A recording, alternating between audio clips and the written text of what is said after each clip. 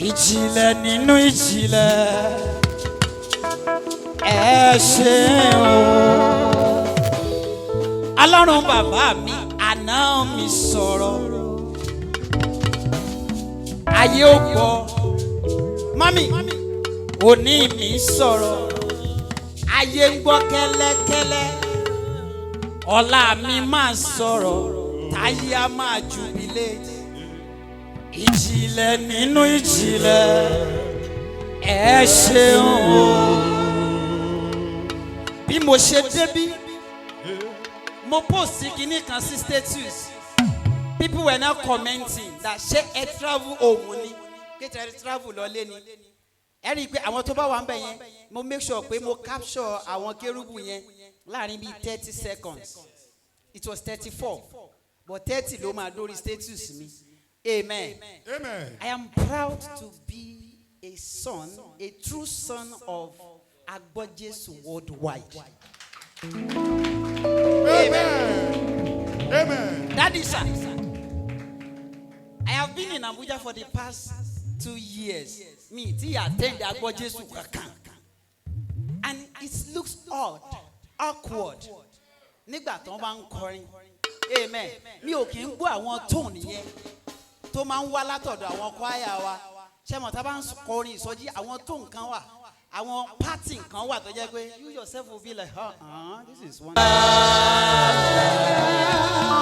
Kábíyèsí gbé orúkọ Jésù ká.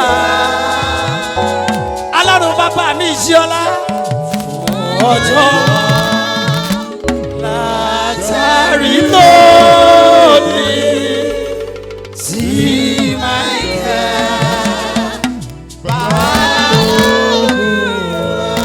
Michael ni o,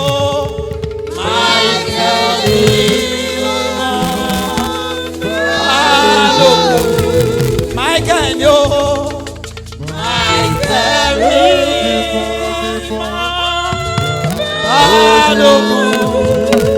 Samana,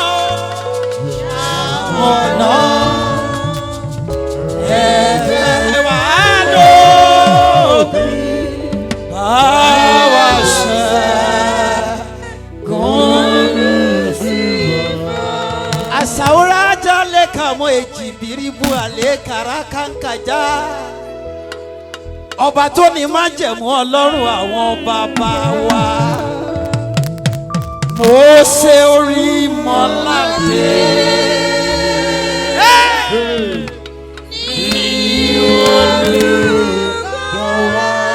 Sarubikuni nahamata.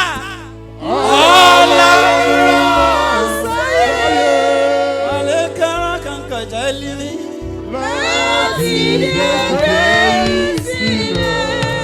Ani kí ló sọ?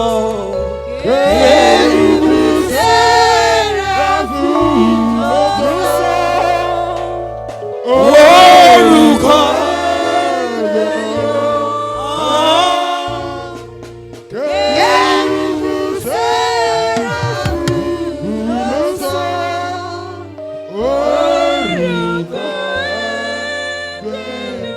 gbogbo ẹni tó bá mọ ìyè Elédùmarè ẹ jẹ́ ká jọ yìn bàbá wa. Àwa ní ìran Ísírẹ́lì l'Áfíríkà.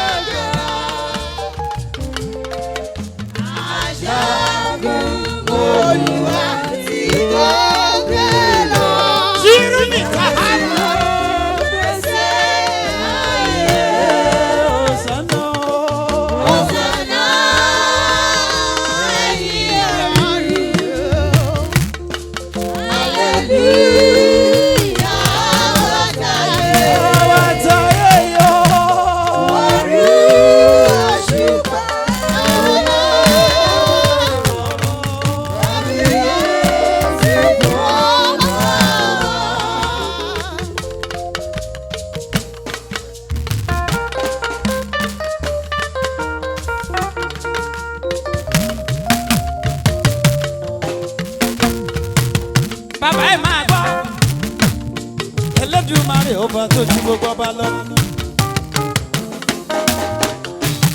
Ọlọ́run Mósè Orímọládé ló fi ìpìlẹ̀ yìí lélẹ̀ ká máa ṣe wẹ́rẹ́wẹ́rẹ́. Kábíyèsí Ọlọ́run bàbá mi jí ọlá. Mo súnmọ́ bá níwọ̀n ẹgbẹ̀fà, mo jìnnà sọ́ba níwọ̀n ègbèje, arọ́ba fi lọ bá pa.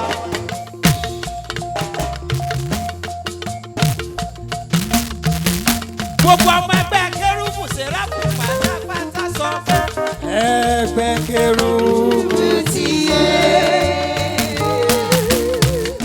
sọ fún mi lẹ́nu sí Jésù Kristi lọ́ba Ọlọ́run ìjì ọlá olùdọ́lá ọba yìí kábíyèsí o ẹgbẹ́ kérúbù lọ́ba yìí ẹgbẹ́ Séráfù tí yé.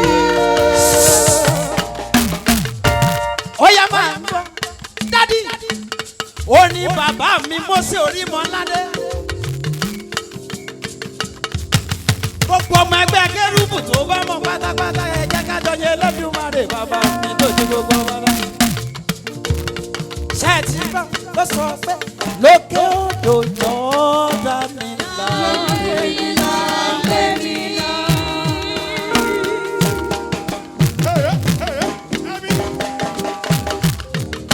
Ẹ̀yin màmá àwọn àyànfẹ́ mi tó ti lọ tó ti lọ. Mo fẹ́ lọ bá wọn wọlé ògo. A kì yóò yà wọ́n títí láéláéláéláé.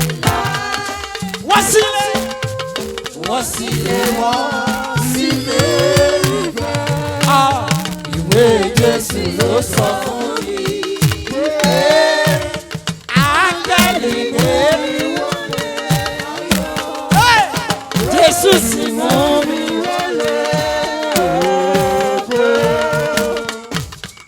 Gbogbo àwọn tó mọ orin Olódùmarè ẹ tún máa gbọ́.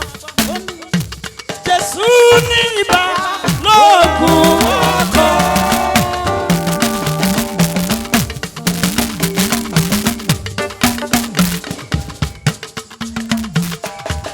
Ẹ má ṣe jẹ́ ẹlẹ́yà. Olùtàkà wà ní Jésù. Ẹ má ṣe jẹ́ ẹlẹ́yà. Ẹ má ṣe bẹ̀rù ẹ̀bí ayọ̀ nítorí Jésù lọ́gà ọkọ̀. Kò sí ibi tí a lè tó.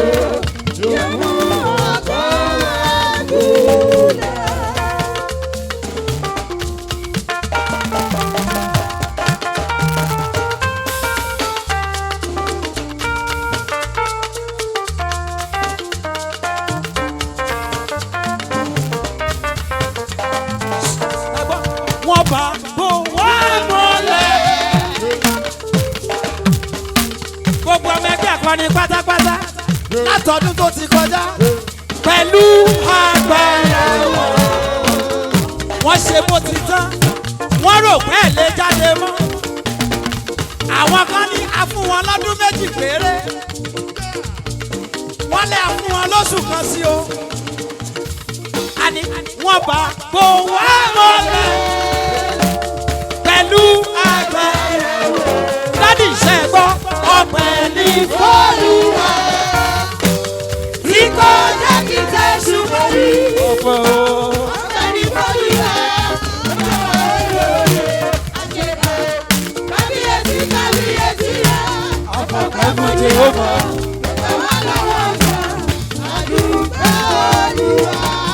Ó yẹ gbogbo ọmọ ẹgbẹ́ akọrin pátápátá máa bọ̀.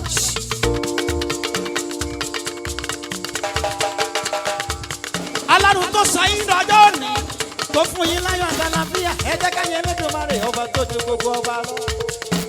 Wọ́n ṣèkó ti tán.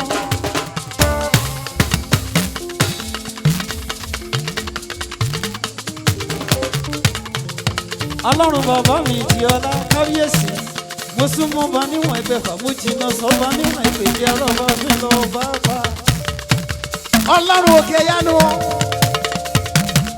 ọba tó fún ọ lọ́jọ́ òní akọni ká máa yẹ lẹ́jọ́mọ́rẹ́ jagunjagun ọba ológun wọ́n ṣèkó ti parí. kí lẹ ti wí. ọ̀nà tó lù wá tó gbà ó tún jẹ́ ọ̀nà ìyanu.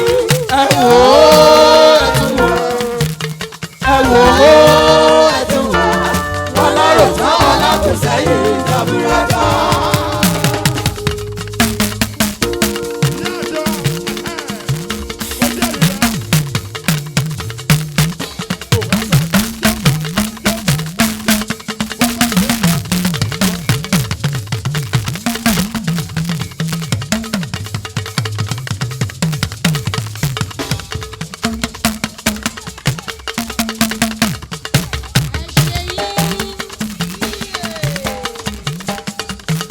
wọ́n ṣètò ti tán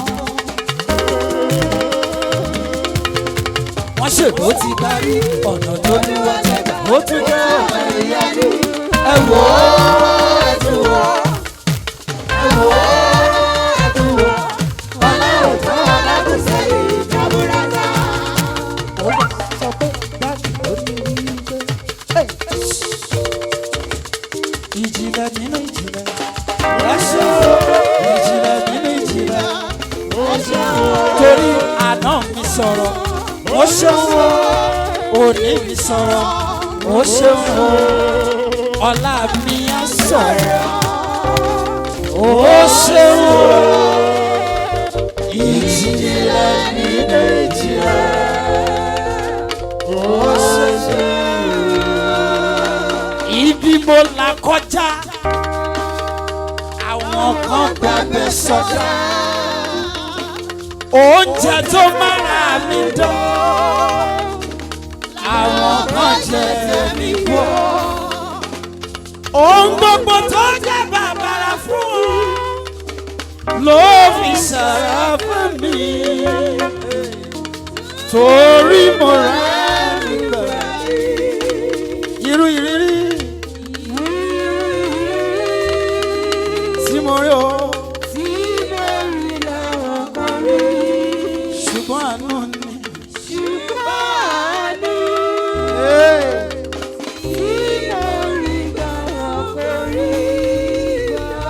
pàtẹ́wọ́ fún Jésù dáadáa.